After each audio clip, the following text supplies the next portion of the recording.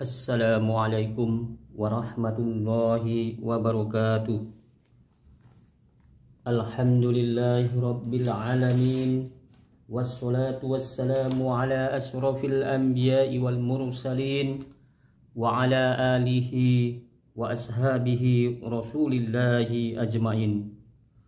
Allahumma salli ala sayyidina Muhammad wa ala ali sayyidina Muhammad.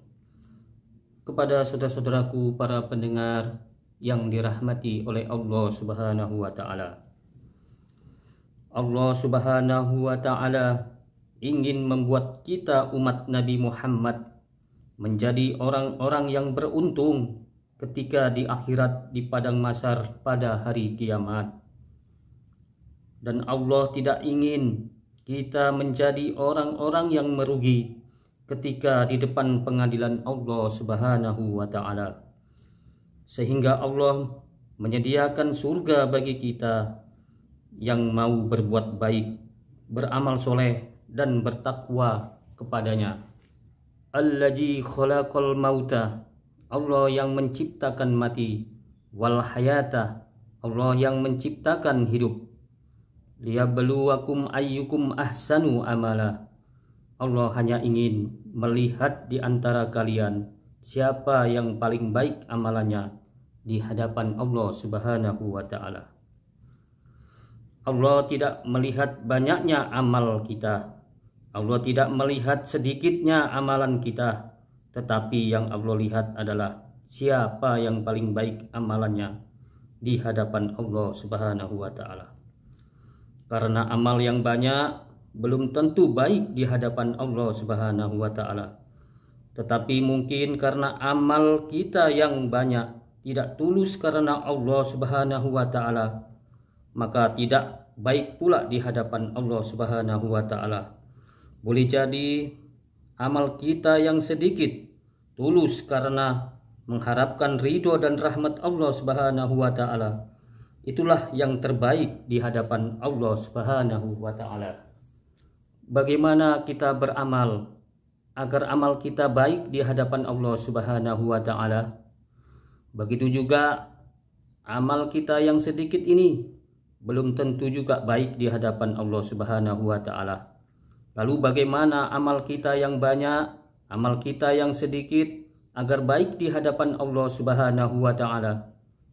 Maka haruslah kita tanamkan di dalam lubuk hati kita yang paling dalam ini, beramal itu hanya tulus dan ridho, hanya mengharapkan rahmat dan ridho Allah Subhanahu wa taala. Tidak karena sesuatu yang lain. Karena yang Allah lihat pada amal kita adalah ketulusan hati kita. Jika kita beribadah, beramal, bersedekah, jika tidak tulus hanya semata karena Allah, maka amalan kita di hadapan Allah Subhanahu wa taala tidak ada artinya.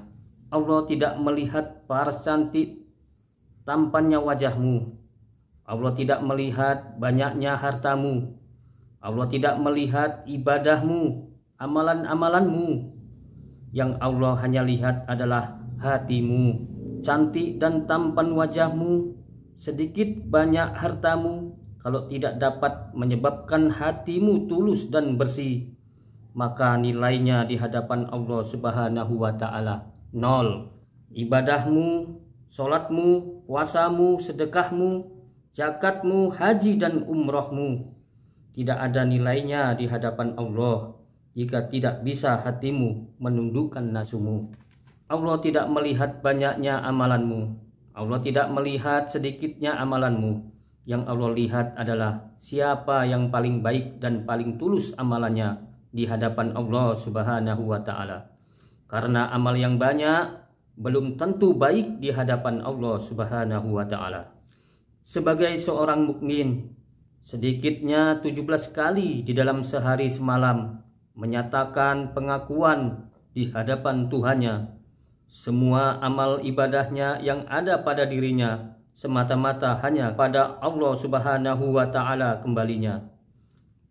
Ini yang terkandung di dalam doa iftitah. Inna sholati wa nusuki wa mahyaya wa mamati lillahi rabbil alamin.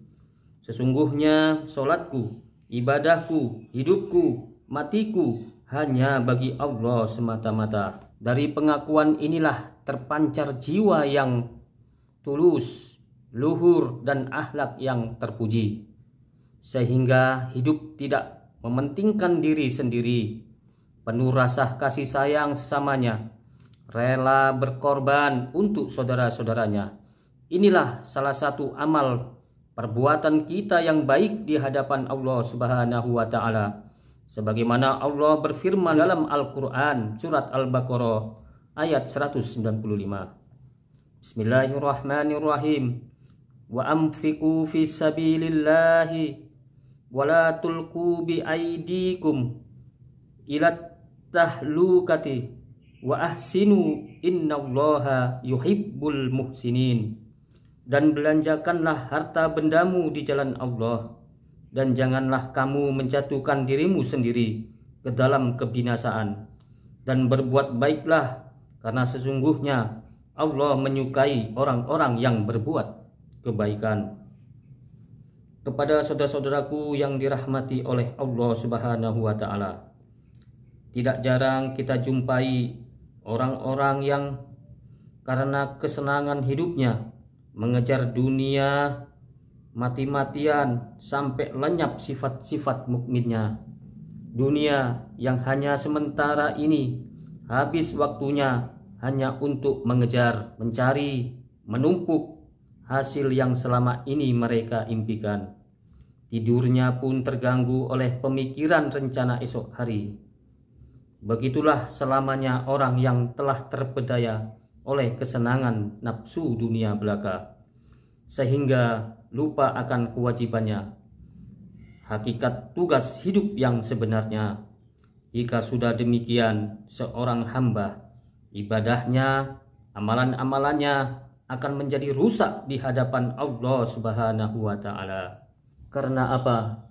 Karena mereka lebih mementingkan akan kesenangan dunianya, sehingga dia lalai kepada perintah-perintah Allah. Walaupun dia beribadah, pemikirannya selalu dihantui dengan dunia-dunia yang terpedaya ini, dunia yang sesaat ini. Padahal dunia yang sesaat ini cepat ataupun lambat pasti kita tinggalkan. Mudah-mudahan ceramah singkat yang dapat kami sampaikan ini dapatlah kita jadikan renungan bagi kita semuanya dalam menjalani kehidupan kita sehari-hari. Dan apabila ada kekurangan dan kesalahan, kepada Allah saya meminta ampun, dan kepada saudara-saudara saya meminta maaf. Dan kami akhiri, aqulu qauli hadza fastaghfiruhu innahu huwal ghafurur rahim. Assalamualaikum warahmatullahi wabarakatuh.